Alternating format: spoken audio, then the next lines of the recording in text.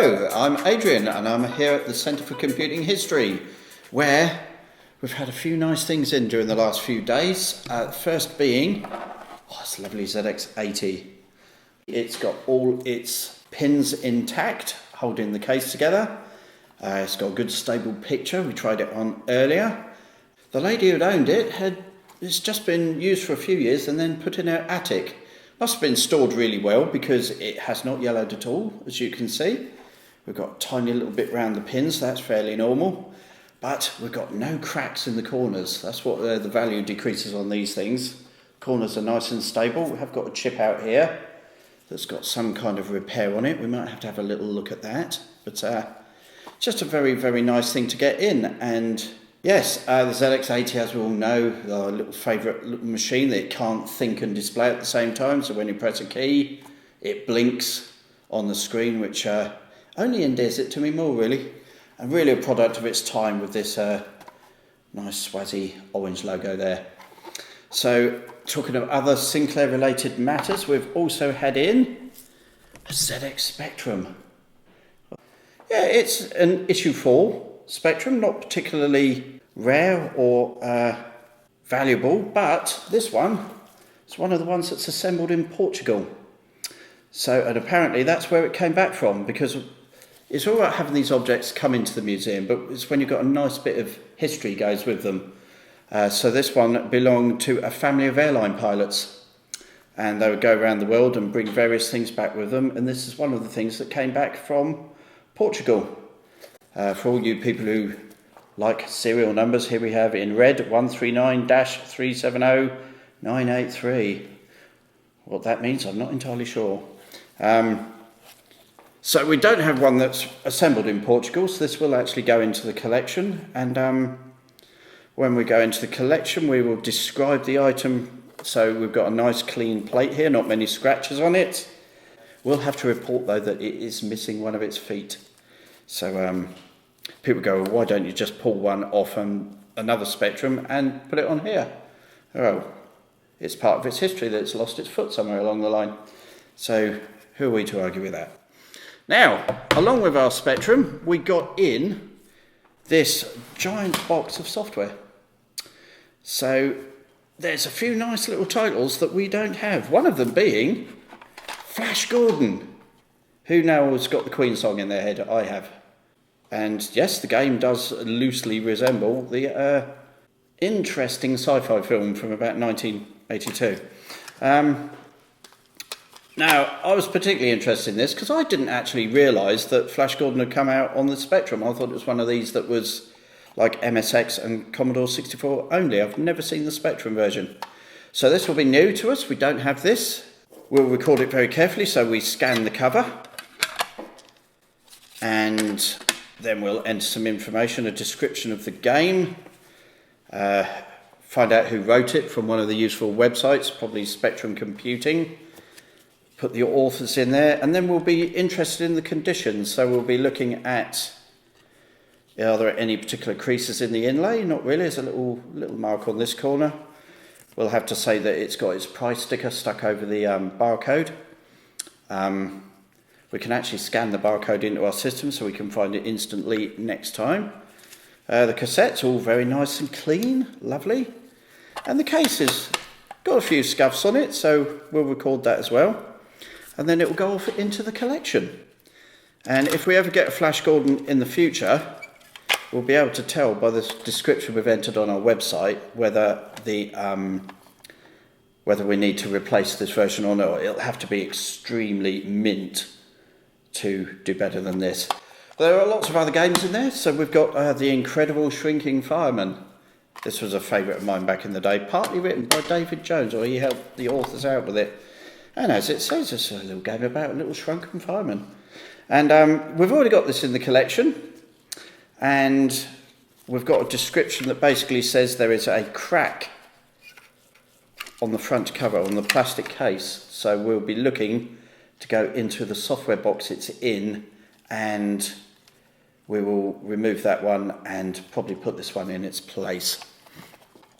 You might notice I'm wearing my nice blue gloves here because there is nothing that will especially stain something like the metal plate on this more than my fingers, so my fingers are covered in all kinds of chemicals, and you can get the finger marks off, but on certain metals you can't. So if I'm picking out something like a big beige PC with bare hands, I would leave almost permanent fingerprints on them. Let's see what else we've got in here. We've got any other interesting ones in here. So we've got, the trapdoor. So the original version was Piranha, I believe. So this is a re-release by Alternative Software Limited. So we might not have the budget version. We could well have. I think we've certainly got the original one. And it's written by a man called Don Priestley, and he just loved his giant characters that you can see on the back there. So we do actually keep both the budget and the full price versions, because it's part of its history that it was re-released by Alternative Software Limited. Okay, what else have we got in our lovely little box of goodies here? Oh, I love this game. Feud. Now I know we got this one off the top of my head, but again, this one is in really, really nice condition. So I would be comparing it on the system where it will have its description. This one I can see was bought in Boots. Boots, the chemists, yes, they used to sell video games for you, those of you who can't remember that far back. £1.99. So Bulldog Software. This was the first release on Bulldog Software. Now, Bulldog Software was a division of Mastertronic, the great budget pioneers, and it was for British software, so you could buy it in the UK, but it was also sent to America. And in return, we had another Mastertronic label called Entertainment USA that brought American games over to us here. I love Feud. It's about two brothers who have to mix up spells, wander around a village and shoot each other with the spells. And it was a really big hit back in the day. It scored very highly in the magazines. But I was actually reasonably disappointed the first time I played it, because I mixed 3 very powerful spells together and the game literally lasted me 12 minutes. But there we go. Let's have a look at a couple more. So we're going to have Airwolf. So if you remember the 1980s sci-fi program, so it was about an immensely powerful helicopter that had jet engines on it and rotors. Now, my dad was in the aircraft industry, and he would always sit there and say the same thing about Airwolf, that if that actually hit the turbos of its jet engines, it would have ripped the rotors off. But never analysed comedy or sci-fi. So yes, this one was bought in the model shop for £6.95. I don't remember the model shop. And released by Elite, one of the top companies in the day. And also, this was a slightly suspicious game. This was one that used to pop up every now and then. This scored a Crash Smash, so over 90 out of 100 in Crash magazine. The big problem with it was that most people hated its guts. It was tremendously difficult, wasn't really much fun to play, and yet scored really highly.